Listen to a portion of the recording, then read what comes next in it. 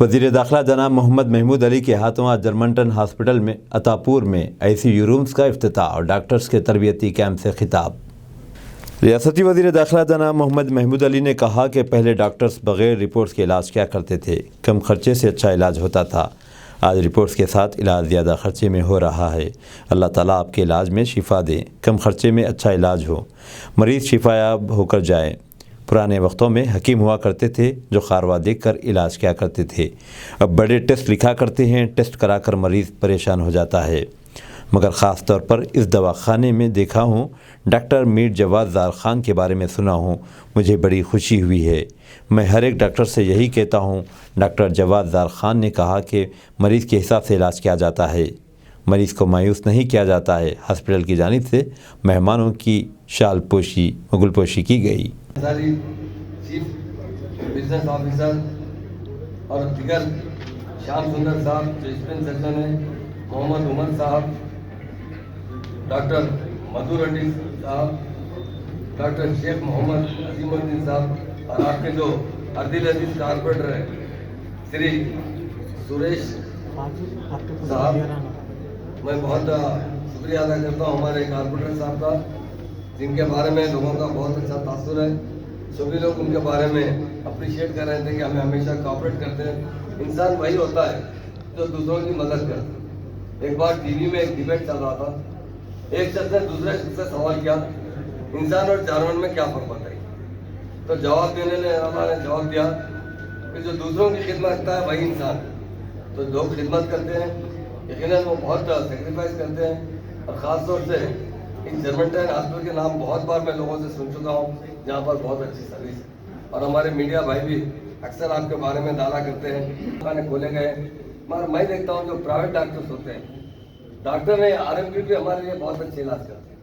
क्योंकि मैं जब छोटा था तो मेरा घर चादरघाट पे था और हमारे डॉक्टर साहब जो थे फतेह दरवाजे में थे। हालांकि वो लतीफ़ साहब एक RMP थे, वो बारिश साहब एक डॉक्टर थे, उनके सुनता था मैं, उनके शागिर्द थे। वो बहुत अच्छी दवा देते थे, तफसील अच्छी करते थे, शफा होती।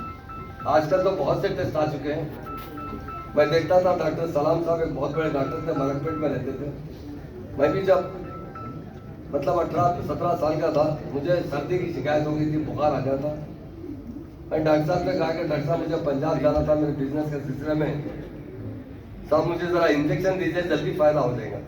तो डॉक्टर साहब जब इंजेक्शन के जो है 2 रुपये लेते थे और 1 रुपये में दवा दी जाती। आज से मैं 50 साल पुरानी बात बताता हूँ। तो डॉक्टर साहब ने जवाब दिया, क्या है आपके वालिद साहब के पास पैसे ज़्यादा हो गए क्या?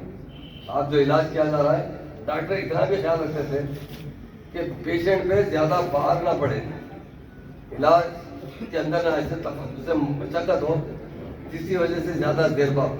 और मैं जो यहाँ आने के बाद मुझे आज सलाम साहब याद हैं, डॉक्टर जवाद साहब को देखने के बाद, उनकी टीम को देखने के बाद कि कितना लोगों का ख्याल रखते हैं। डॉक्टर वही होता है तो मरीज का ख्याल रखे।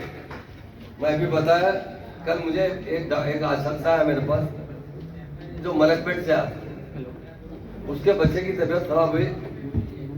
वो पहले नीलोफर ले गया, मगर उसके बाद वो कुछ देर के बाद उन जो है एक बड़े कारपोरेट दवाखाने को ले गया।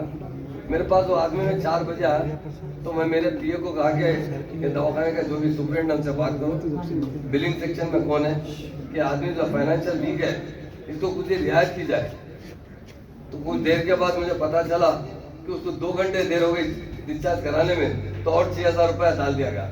ट्रीटमेंट तो नहीं किया गया, पर उसका टाइम जो था 3:30 को डिस्चार्ज करना चाहिए था, और उसके बजाय 6:30 होने पर 6,000 इजाफा था।